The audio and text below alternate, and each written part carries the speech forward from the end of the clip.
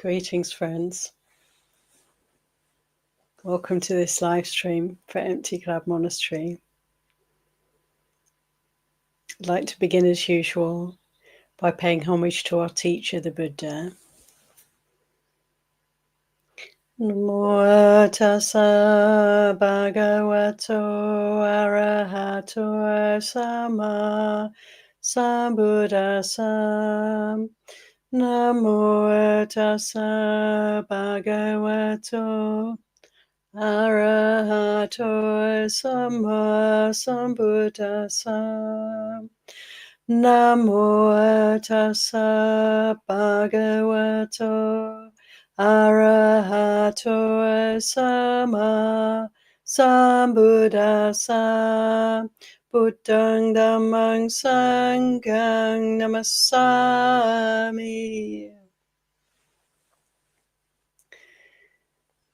So welcome everyone to this Dhamma session.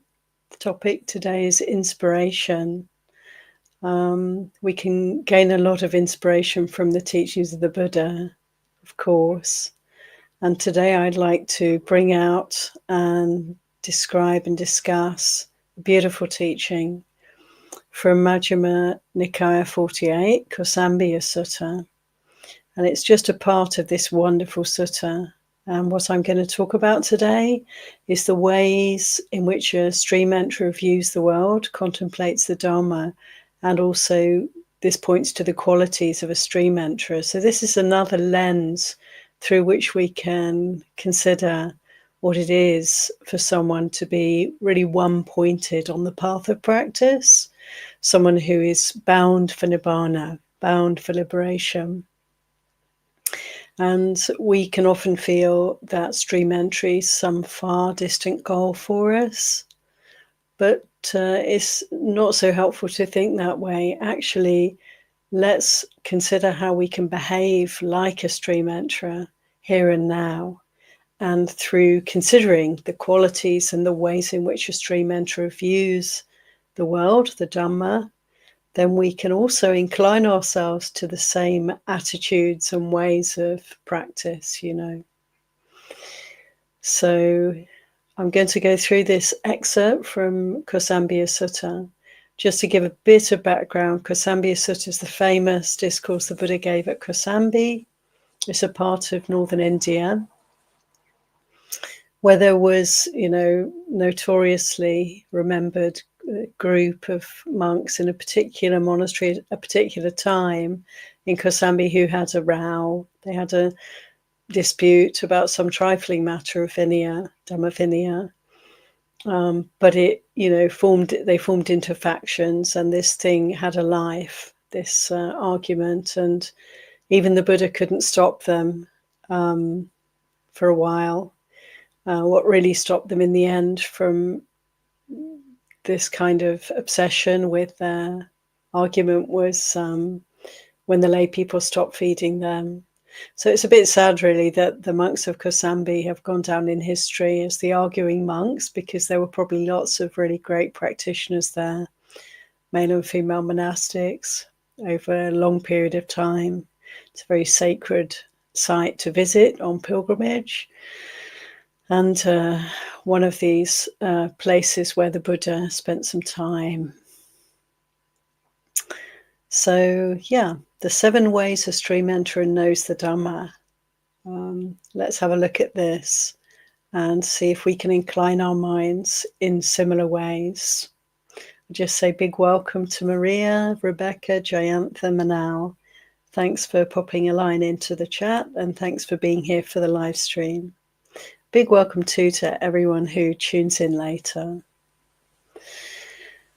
So here, just to say, the quarreling monks of Kosambi had this teaching from the Buddha, and he speaks about communal harmony and how to promote communal harmony in this sutta.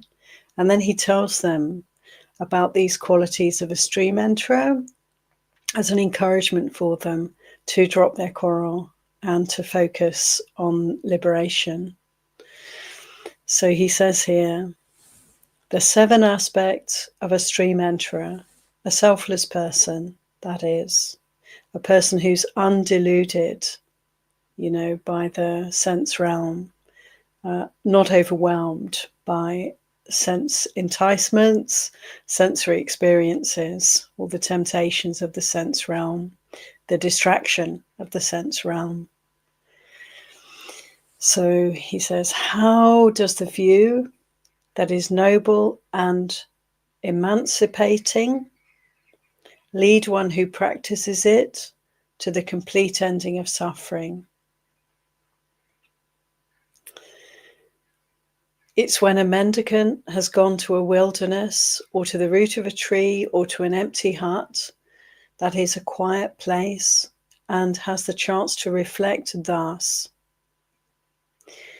So this is the first reflection of a stream enterer, questioning themselves and examining themselves to see whether they are practicing in the right way.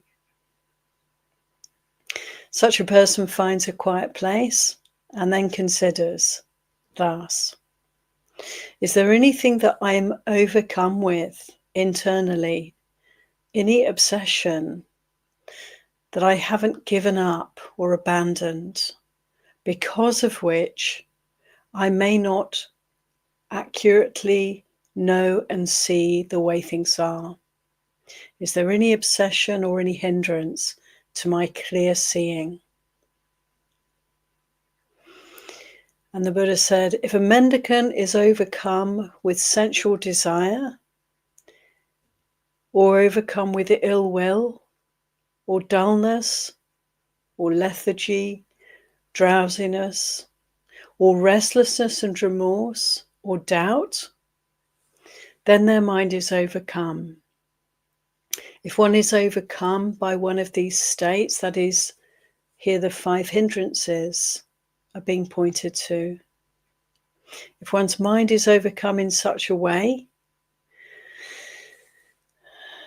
then a person who's on the stream, who's a stream enterer, will very quickly throw off that hindrance that has arisen.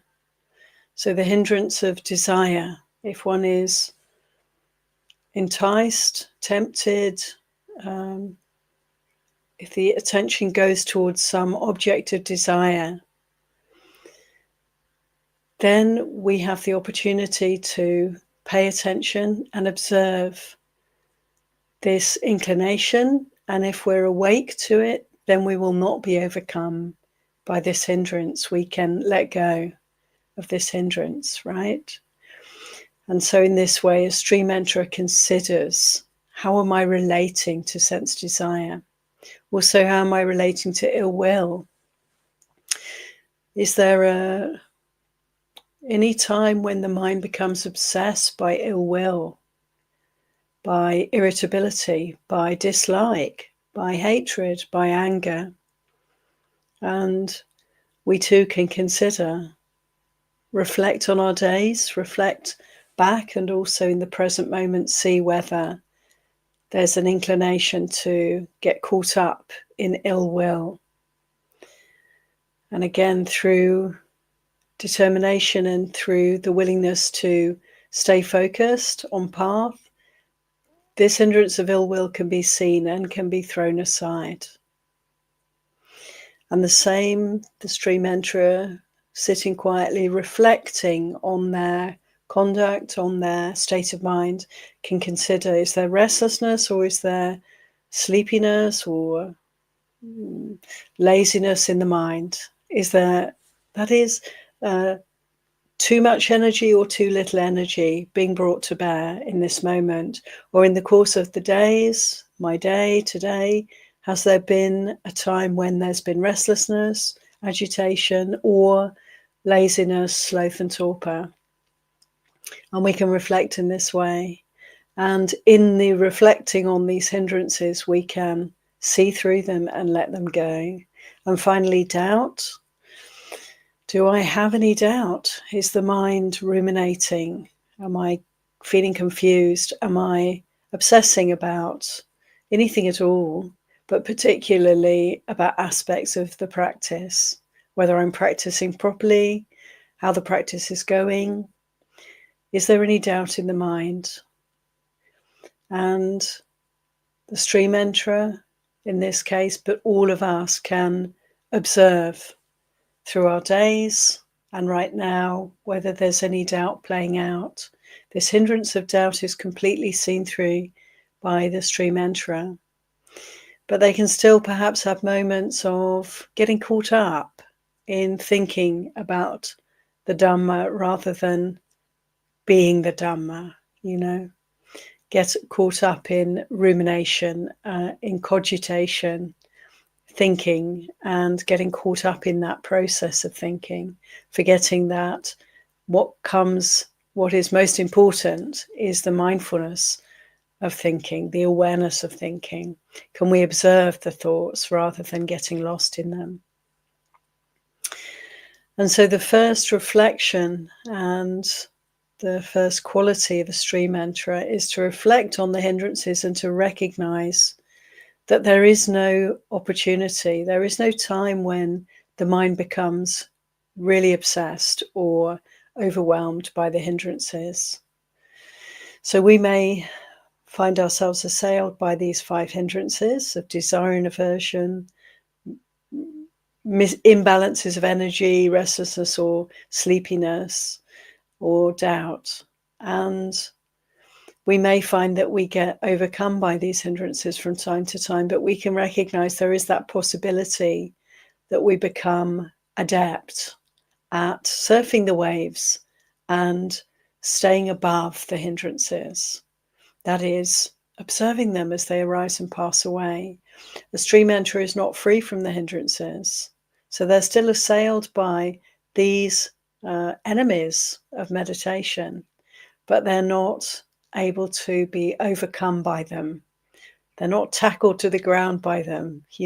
They see them coming and they have ways of avoiding, sidelining, even attacking them that enable the practice to continue peacefully.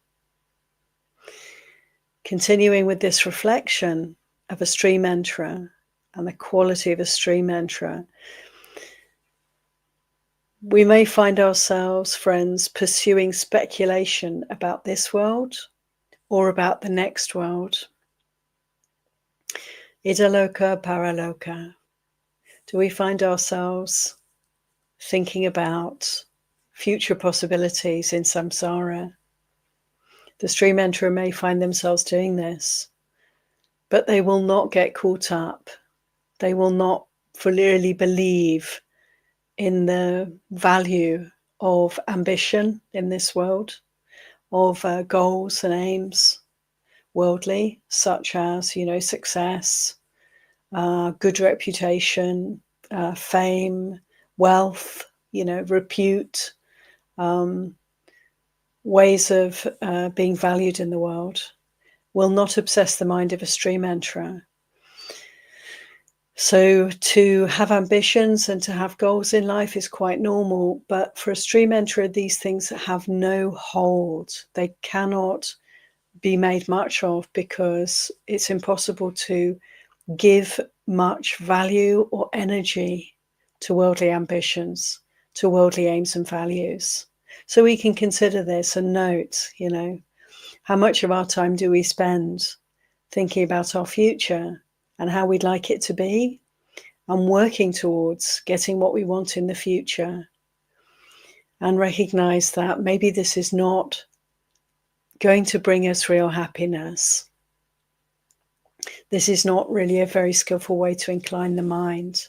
Yes, we can plan and we can have careers that go in certain directions and have ways in which we prepare for responsibilities that may come up in the future, say, but we do not need to immerse ourselves in thoughts of the future in this way, because this is to distract ourselves from the path of practice.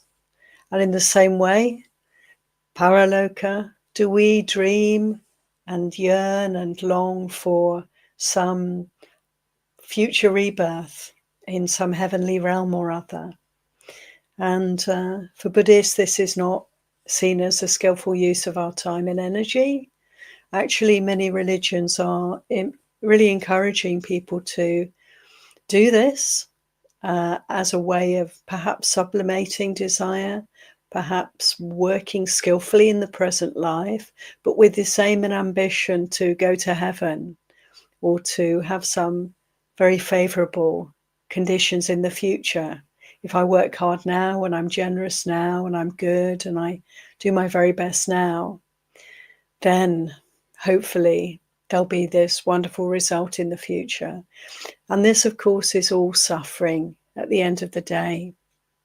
For a stream enterer, this is apparent, that we may wish for some benign, beneficent, beneficial, wonderful future, but this is inevitably going to change. Even if we get what we want, even if we end up in heaven, in the heavenly realms, in the Devaloka, the angelic realms, even in a wonderful future human life, if we believe in rebirth in our mindset.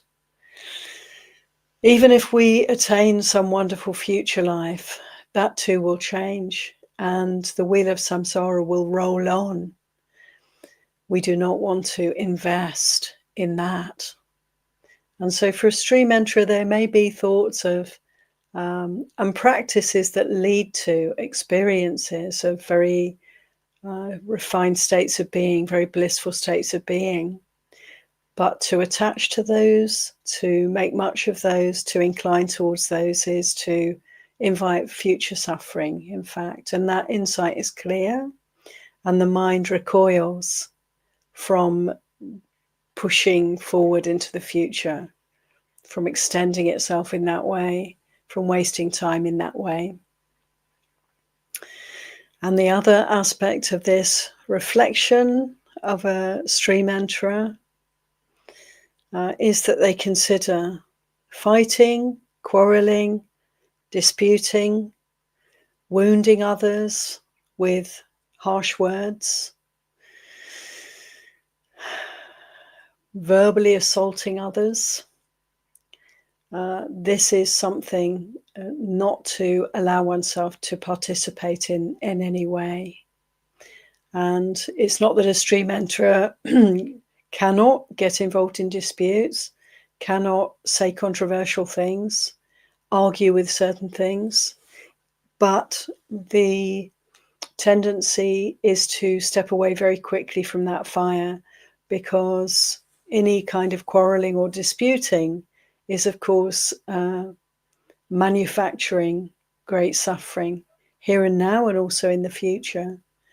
Not to mention any other spin-offs of quarrels and disputes into actions that are harmful, violent, harsh, cruel, and so forth. And so a stream enterer is free to the extent that they are not going to get caught up in quarrels. There's an immediate recoiling from that. And of course, in this context of this teaching, the Buddha was speaking to monks who were embroiled in an argument they couldn't seem to get out of. They got caught up in views and opinions. And so he's pointing out to them, look, at the very least, you want to strive for stream entry, for the first level of attainment on the path of practice, to incline yourself towards the purpose of the holy life, the purpose of the monastic life, to incline yourselves towards nibbana. How can you quarrel when anyone can recognize, after practicing for some time, the, in a way, ludicrous waste of time that quarreling and arguing is? We may find ourselves, friends, from time to time disagreeing with others, disagreeing with the news that we hear, disagreeing with views and opinions of others, and how truly the views and opinions out there can be very harmful, very wrong, very ignorant, very unskillful. But we can observe in ourselves when the quarrel starts, when we start arguing with what we perceive around us, and how painful that is, and how the longer we're dwelling on these things, the more we suffer, that this is not the way forward.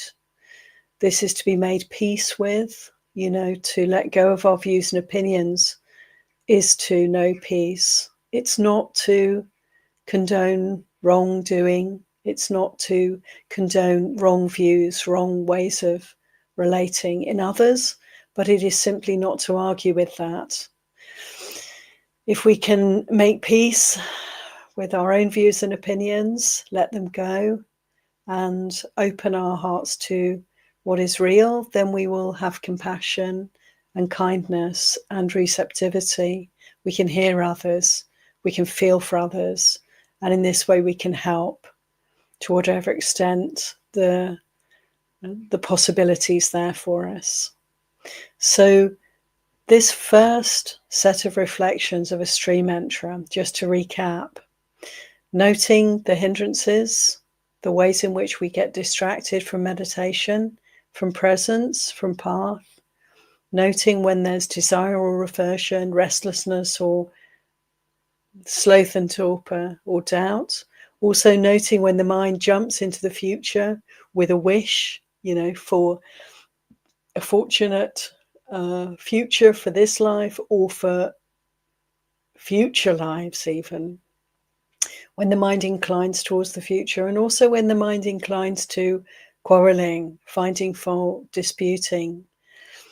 In all these cases, a stream enterer can reflect and recognize that actually, the mind does not get obsessed with any of these. These may arise, they arise and then they pass away, and the mind remains relatively tranquil. There's a seeing of these states as they arise that doesn't enable them to get a hold. So we can conclude in a way that the mindfulness of a stream enterer is quite sharp, that the perception of suffering is quite good. So when there's dukkha, when there's suffering, for a stream enterer, that is perceived, it is noticed, it doesn't go unnoticed. We can compare this to the ordinary person, the patujana, the person who is maybe not practicing at all, or someone who's beginning the practice and is finding their way, that we can notice how we may feel that we take some strange delight in obsessing about our suffering, in actually suffering. We can feel quite attached to our suffering in some ways. We're used to it, and it's our comfort zone. And it's only through insight, through practice, that we can begin to realize that we have these tendencies. How surprising, but how true it is that many of us are very attached to our suffering, to our ruts, to our mindsets that are painful, to our views that are harmful, and so forth. And so we can take heart, we can take inspiration, friends, and see that these are the areas we want to wake up to. Look out for the hindrances. Be a hindrance spotter throughout the days and the nights when we're not in deep sleep. Look out for these hindrances, these painful mind states that arise for us. Look out for our ambitions. Look out for our projecting into the future, and be aware. Wake up to whenever there's a dispute going on around us or within us, and let's give our attention to addressing these distractions as soon as they arise. Let's be ready, to jump on them, tackle them, and move on. So the second reflection, then there are these 7 reflections of a stream enterer, these 7 ways a stream enterer knows the Dhamma. So that was the first.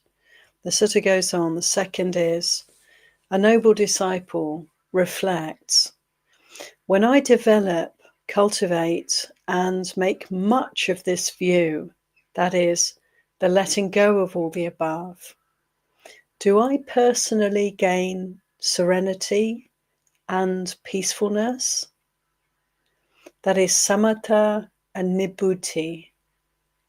Samatha, the calm, the peacefulness, the focus, and Nibhuti, freedom. Do I appreciate the peace and freedom that are there when I'm not getting obsessed and caught up with the hindrances, future speculations, or any kind of arguing or disputing? And such a person reflects, when I develop, cultivate, and make much of this, I personally gain serenity and peacefulness. This is the second knowledge of a stream enterer. So having recognized that the mind is no longer obsessed or overwhelmed by the hindrances, future speculation, or arguments, disputes, the stream enterer can also recognize the benefit of this, the result of this. And we can also, friends, consider in this way how valuable it is to notice those places where there's a degree of freedom, where there's a degree of peacefulness. And in this way, we incline our hearts and minds still further in the direction of peace, in the direction of freedom. So let's take note. This is the second way in which a stream enterer considers reality. Is there benefit from this path? Is this path leading to greater peace and freedom? And in gaining inspiration in this contemplation gives us the enthusiasm, gives us the encouragement, to keep going. This path is not easy. The stream enterer is also assailed with challenges. We can really help ourselves by taking inspiration where we can, and being glad, for any progress on the path, for any smidgen, any tiny nuance of peace and freedom that we may notice. Let's make much of that. The third contemplation, consideration of a stream enterer is this. Furthermore, a noble disciple reflects, are there any ascetics or Brahmins outside of the Buddha's community, the Sangha, that's us, who have the same kind of view as this? So is this way of practice held by others in other traditions, in other spiritual teachings or practices? And it says here, they understand there are no ascetics or Brahmins outside of the Buddhist community who have the same kind of view that I have. This is their third knowledge. So this is a knowing that we can explore. This knowing of a stream enterer, that there is essentially that there is no other way to relate to reality in order to free the heart from suffering than this. I really feel that here this is pointing to the insight of a stream enterer that all that is arising is passing. That is anicca sanya. It's through anicca sanya that all the above speculations can be put aside. It's through the understanding of impermanence that we can let go of the hindrances, future speculation, arguing, suffering, views and opinions.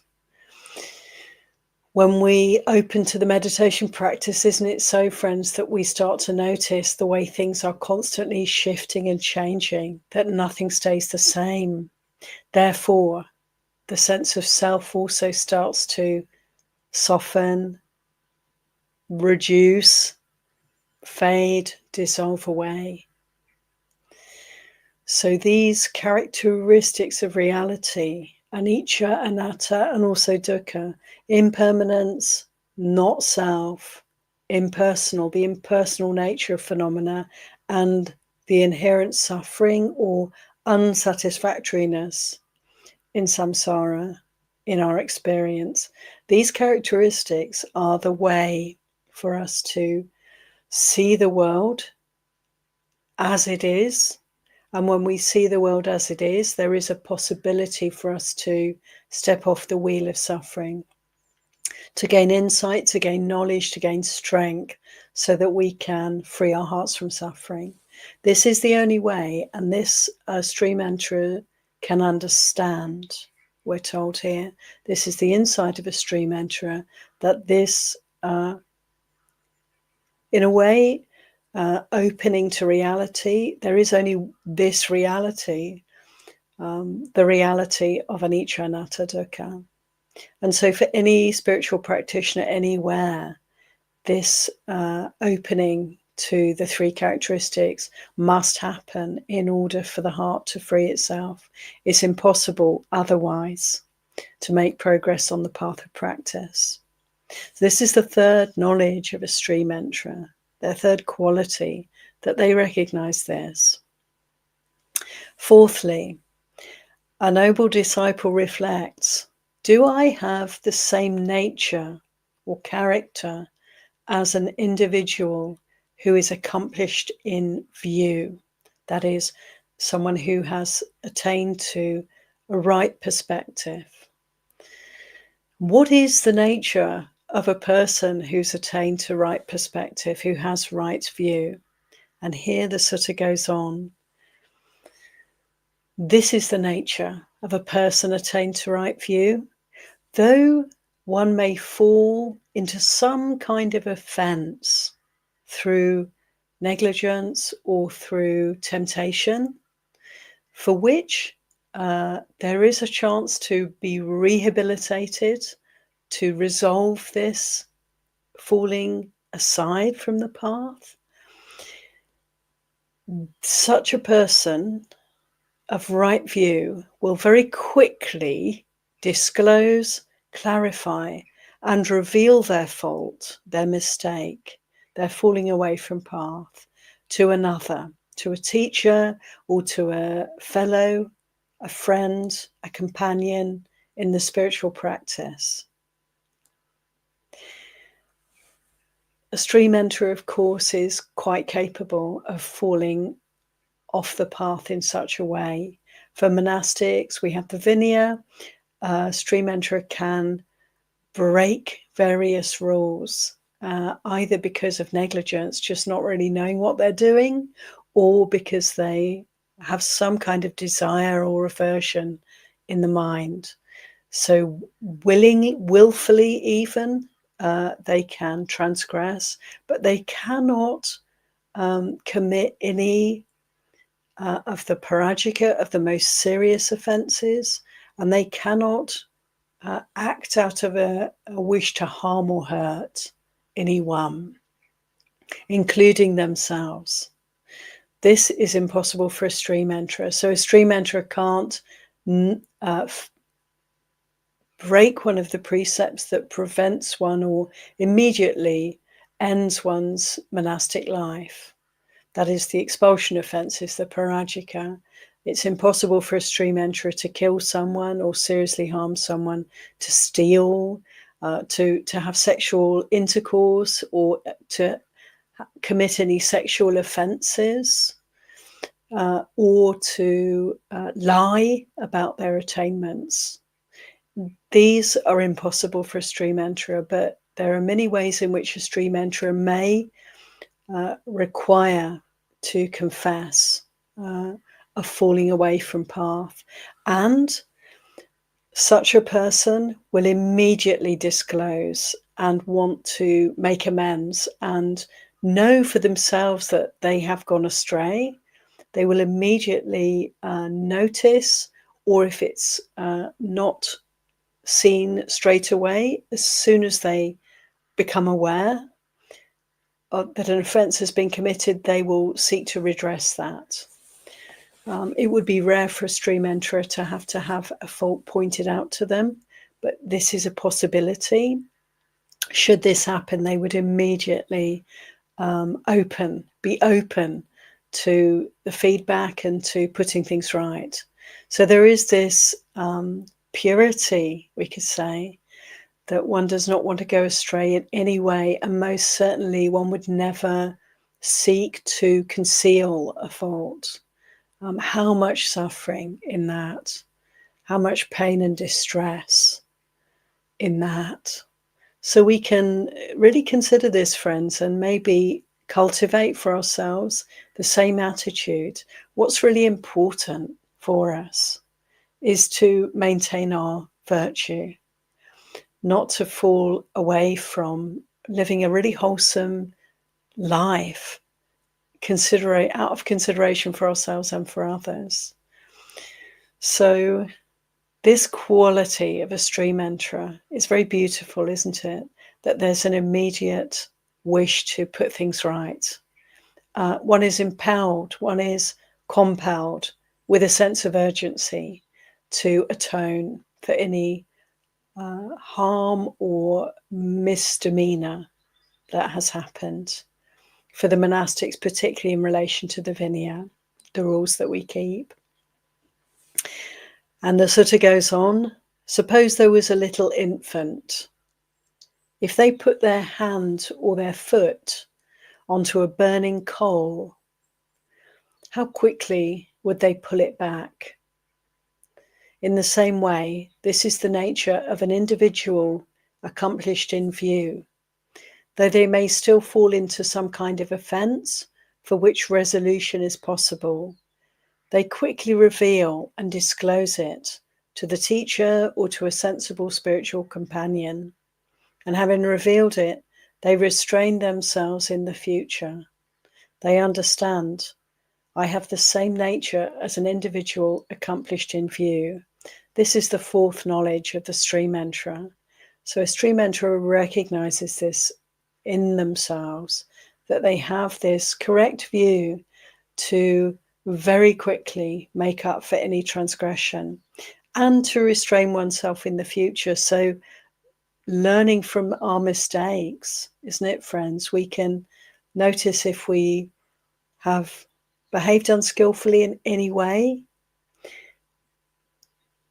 Whenever we notice that this has happened, let's be very, very quick to make amends in whatever way we feel best, and determine that we're not going to fall into the same trap in the future. So this willingness to learn from mistakes, to give priority to that, to remember the times that we've gone astray in any way, maybe spoken unkindly or behaved in a way that's less than up to the standard that we would like to keep, less than maintaining the 5 precepts.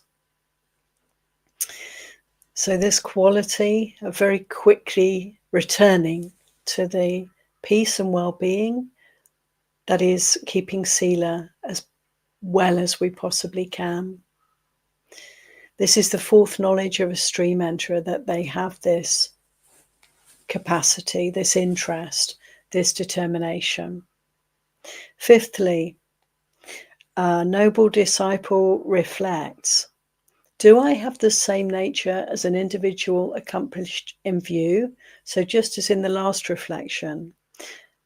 And it goes on, though they may manage a diverse spectrum of duties for their spiritual companions, they still feel a keen regard for the training in higher ethics, higher mind, and higher wisdom. That is higher sila, higher chitta, or samadhi, one could say, and panya, higher wisdom. And then we have another simile. It goes on, suppose there was a cow with a baby calf. She devotedly, reverently watches her calf as she grazes. In the same way, this is the nature of an individual accomplished to view. Though they might manage a diverse spectrum of duties for their spiritual companions, still they feel a keen regard for the training in adisila, adichitta, adipanya, higher sila, higher samadhi, higher panya.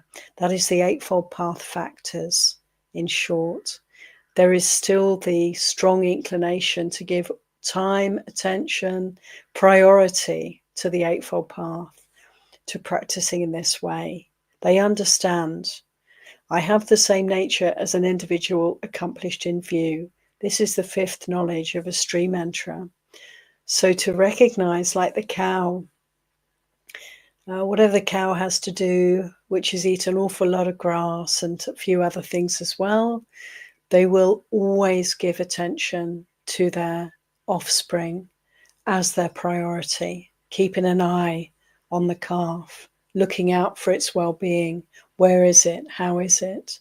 In the same way, we want to have as our priority our mindfulness, our presence, our determination to follow the path of practice, our willingness to keep cultivating the Eightfold Path factors. This, in a stream enterer, takes up their attention. And there may be, because a stream enterer by their very nature is a selfless person, not a person obsessed any longer with their own life, their own trajectory.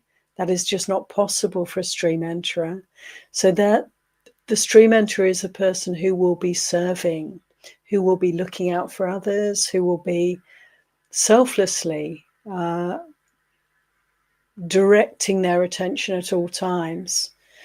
May be very busy, may have a lot of duties, may have a lot of responsibilities in the world, but all of that is of no great significance compared to the inclination, the determination, the attention that is given always to the unfolding path of practice.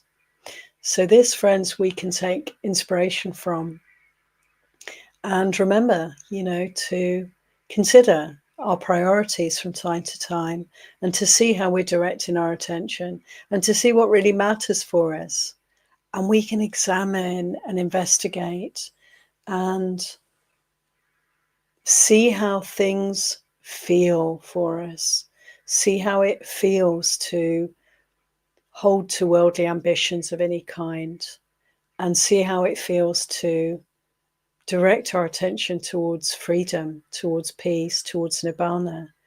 And in this way, we can also incline our hearts and minds towards this degree of prioritization, giving importance to the path of practice.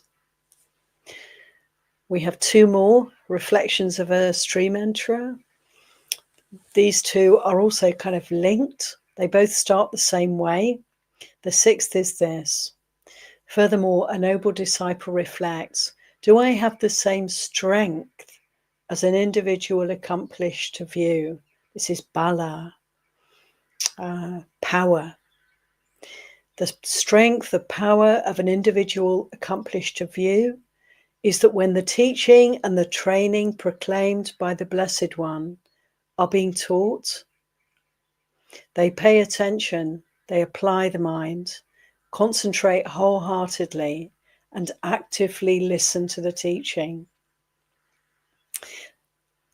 A stream enterer recognizes that they have this quality of enthusiasm for the teaching, love for the Dhamma, so that whenever the Dhamma is being taught, there is a keen interest. The attention is very easily focused on the teaching. That is given great importance, just as in the same way the fifth contemplation describes the really one-pointed focus on path. So to here, there's a one-pointed focus on the Dhamma teachings whenever they are being given. Can we also, friends, incline our hearts in this way? So let's consider, when we come along to a live stream, a Dhamma session, the teachings are being given. Let's make sure, that we act like a stream enterer, have nothing else on the go. Don't be distracted by anything else around us. Give our full attention, whole body listening to the Dhamma teaching. And the final reflection, knowledge, and quality of a stream enterer is this.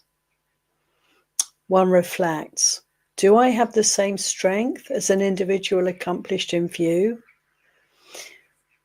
When the teaching and the training proclaimed by the Blessed One are being taught, do I find inspiration with insight, with a joyous understanding, with an awareness of the benefit, the meaning, and the value of this teaching. For a stream enterer, they recognize, they understand that this is so for them. When a teaching's being given, there is a love of that teaching, there is an understanding, there's an insight into the Dharma. So this joy in the Dharma, joyful knowing of the Dharma is present. So we may not always feel like this, friends, when we listen to a Dharma teaching, but we can consider that there is this possibility. The Dharma is very beautiful. As the Buddha said, it's beautiful in the beginning, beautiful in the middle, and beautiful in the end. Can we incline our hearts very fully to the Dharma teachings? Because when we cultivate this degree of attention to the teachings, the willingness to take them up and to give them importance, recognize the value, consider the value of these teachings, then we get to experience uplift, inspiration, joy, and insight in these Dharma teachings. So, of course, we may feel that we don't have these 7 qualities, and when we reflect in these 7 ways, we may not feel that we are experiencing these things, but we can take note, friends, and consider this is the experience of a stream enterer. There is still much work to be done. There are still many challenges for a stream enterer, but they are not overwhelmed by suffering. They do have an appreciation of the peace and freedom that is beginning to unfold, beginning to manifest on the path. They've recognized there is just this way, seeing reality as it is. Anicca, anatta, dukkha. This is the way to relate to our experience in order to free the heart from suffering. And they recognize the knowledges of one with right view, that one cannot go astray, transgress, make mistakes in terms of our virtue, in terms of sila, through speech or action or thought even, without making amends as quickly as possible. That this is, a vital concern to put things right, and that the attention, just like the grazing cow for her calf, the attention is always, no matter what else is going on for us, let the attention be directed towards this path of practice, towards the Dhamma. And then when the teachings are being given, first let's incline towards receiving teachings as much as we can, towards listening to the Dhamma rather than anything else, as much as we can. When these teachings are being given, to really give our full attention, and therefore to begin to cultivate the mind that can joyfully understand and appreciate the Dhamma. So I think I've said enough. I really encourage you to also read the Sutta, Majjhima 48, yourselves and contemplate these teachings. There is so much here for us. I find that whenever I read this Sutta, there's some aspect or other that will stand out as an area that needs some attention, an area where I can actually receive more inspiration, receive more encouragement to keep walking this path. So I encourage you to do the same. Have a look and read this sutta from time to time, and particularly this section on the understanding of a stream enterer in these 7 ways. So thanks for being present for the live stream. I'm just having a look at the chat to see who's written a comment. You're welcome, friends, to jot down any questions or comments at this point, or any further reflections or references. We have 10 minutes. Hi Manal, hi Sud, hi Monkol, Bhumika, Amarantha, Madeline, greetings. Louis, Burmese friends, or is it Sri Lankan writing? Not really sure. Welcome, everyone. Christopher has a comment to share. Okay, thank you, Christopher. Says, actually, is it wisdom that directly cuts ignorance, but it can only arise in a mind that is calm and clean through sila and samadhi? Yeah. Faith starts the journey. It says this path might be true. Yeah. Wisdom ends the journey. It says, now I see it for myself. That's beautiful. Thank you, Christopher. Well said. Sadhu. And Christopher goes on here. Now comes the question. Can wisdom arise without faith? That's very good. I want to come back to what you said before, and let's go through it because it's really wonderful Dhamma. It is indeed wisdom, vidya, knowing, knowledge that cuts through ignorance. And this we each have to cultivate for ourselves, don't we, Christopher? And it is through following the path, the Eightfold Path, that we can develop in wisdom. The wisdom aspects being right view, that is appreciation of the Four Noble Truths, suffering and the cause of suffering, and the way out of suffering, letting go of the causes, letting go of desire and aversion. So this is wisdom for us. And intention, right intention, is also a wisdom aspect of path. Non-cruelty, non-ill will, and renunciation. So all these aspects are to be cultivated. But it is possible for wisdom to be nourished and supported and grown through following the other Eightfold Path factors, the other six. That is the virtue, right speech, right action, right livelihood, the virtue aspects and the mental development aspects, the samadhi aspects, developing mindfulness, developing focus or stillness, and right effort. And so all of these actually work together. Wisdom as one aspect is that which cuts through ignorance. Sila and samadhi help it, yes, in that way that you say. They calm the mind, they clean the mind, especially sila cleans the mind, and samadhi calms the mind. That's beautiful. Faith, in a way, is what starts the journey in the sense of the willingness to give ear and to consider the teachings. Yes. And we slowly then develop some confidence in those teachings. We have the willingness through faith to apply the teachings and put them into practice. And then we can really start to grow all the other path factors. Yeah, Sada is very important. Sada as a spiritual friend for us, Indriya for us, this beautiful quality that we can also cultivate. Wisdom ends the journey in a way, yeah. What I guess I would say ends the journey is the culmination of all of these factors, all playing together, if you like. And then, can wisdom arise without faith? Confidence, faith. I guess it could, yes. I guess there could be wisdom arising first and foremost, even for some people. Some people are naturally very wise and they hear some Dhamma teachings and they really approve of them immediately. They can't find fault with them and they can feel inspired by them immediately. That's an aspect of wisdom. Most people are inclined sort of one way or the other.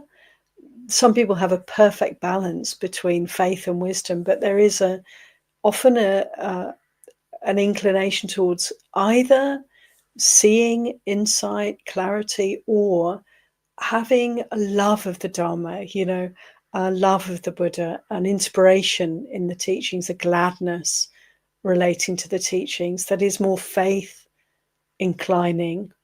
But they can certainly help one another. And what's really great is to notice what our inclinations are, where we have strengths and where we may have weaknesses or some qualities that are not present for us. Consider all these qualities and see where we can find the balance for ourselves. Thank you, Christopher. I love those comments. Sadhu. And let's see. Sud says, thank you, Sud. In the suttas, even assassins attain stream entry, yet why is it such a lofty goal in this day and age? Yeah, thank you, Sud. I feel that it is perhaps skillful to view stream entry not as a lofty goal, but as something to work for here and now, something to open to, one could say. It's really helpful to consider the fetters that a stream enterer has thrown aside, and to consider these 7 contemplations of a stream enterer, these knowledges of a stream enterer, where they recognize that they have made a certain amount of progress on the path of practice. It's really helpful not to feel distanced by the concept of stream entry, but rather to recognize that we're all capable of stream entry. We can all practice with this in our hearts and minds as a distinct possibility. Not only stream entry, friends, the Buddha laid out this path of practice for every person who wishes to follow the path, to let go into the Dhamma, to see the Dhamma, to incline towards it, to surrender to it, to flow with the Dhamma. This is for all of us. We can all put this path into practice, and don't feel that it's not possible to reach the end goal of the path. That is arahantship. So stream entry is the first stage of attainment, of real insight on the path of practice. We shouldn't feel this is very high and lofty for us. No, this is what we're working for, moment by moment. And so to, feel empowered, I would say, to feel inspired and encouraged by teachings of this nature rather than distanced from them. When we distance ourselves from the teachings, what we're really doing is we're not willing to meet the Dhamma, to open our hearts to the Dhamma. So let's open our hearts fully to the Dhamma and see that we're very close then to the Buddha himself. Yeah, thank you, Sud. And okay, there's lots of comments. I'm going to speed up a little bit my responses, friends, so I can welcome each and every comment that you've made with thanks.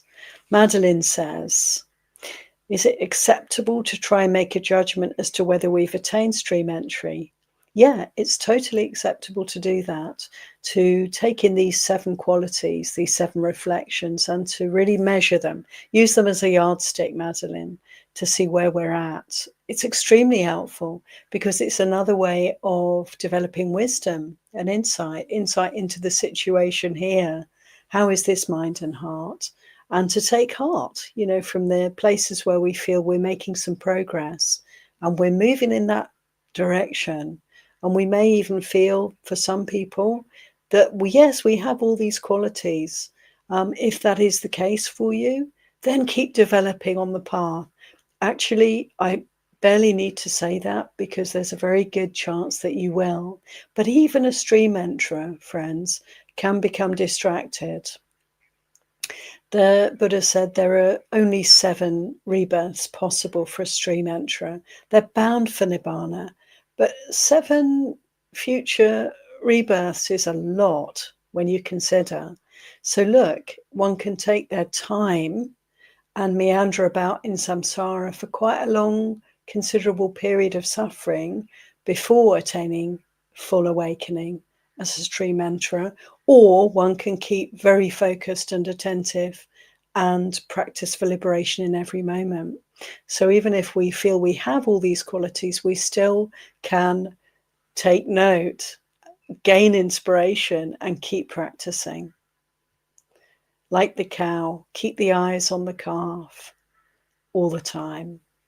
Keep attention on that goal, on that purpose, if you like, on the letting go, on the development for liberation. Thanks, Madeline.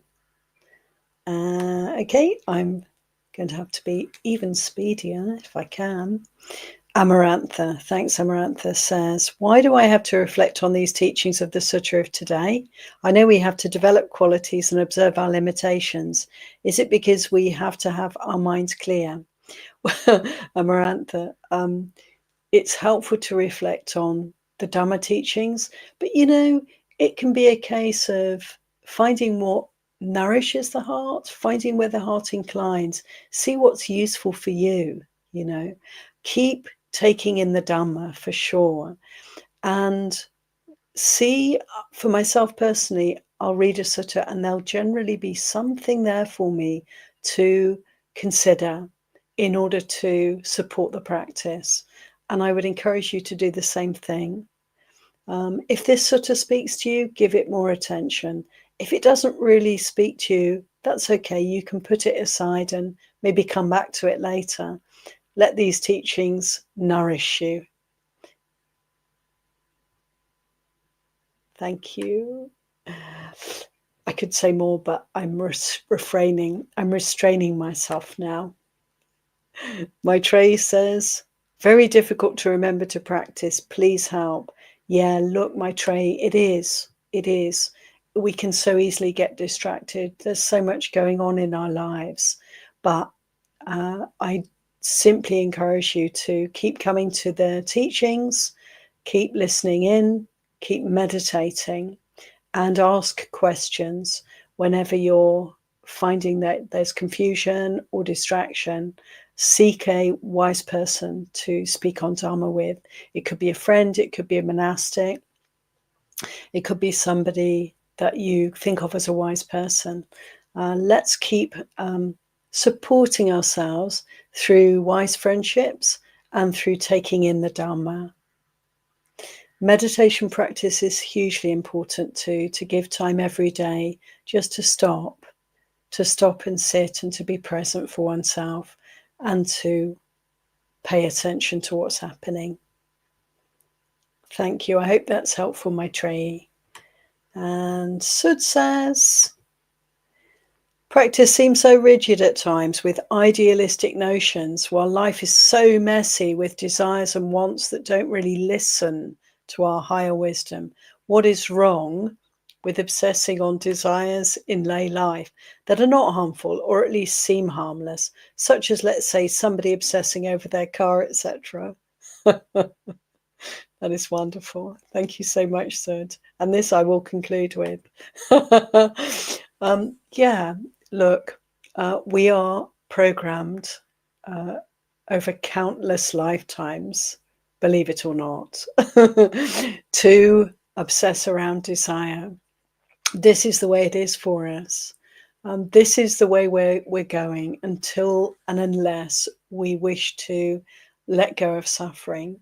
And so it is, of course, very natural to desire things and to think about what we want and even to obsess about our desires and to surround ourselves by things that we like. And also, life is messy. So absolutely, it is a big mess for us. So there's so much going on. I would say that the more we incline towards desire and aversion, the more we'll have going on, because these energies of wanting and not wanting grow experience. They literally grow rebirth. So more and more momentum in samsara, more and more energy going into samsara, into essentially suffering. But we first have to recognize that that is the case. So meantimes, when we are following the worldly aims and values, we're going to be wanting things, not wanting things, nourishing those energies. It is, for a stream enterer, there is a fundamental shift in direction. And the reason it happens, the reason one goes against the stream then of worldly aims and values, that is, one becomes a stream enterer through practice. In this way we've been talking about, one has these various understandings and strengths and ways of working with experience that a stream enterer has. It is essentially going completely in the opposite direction to this stream of desire and aversion, to the worldly aims and values. So there is a fundamental shift, and I would only say I can only encourage that shift in each one of us, because it is a movement away from suffering and towards peace and freedom. So it's a choice. And of course, we can obsess about the things we love, our cars, our possessions, and so forth.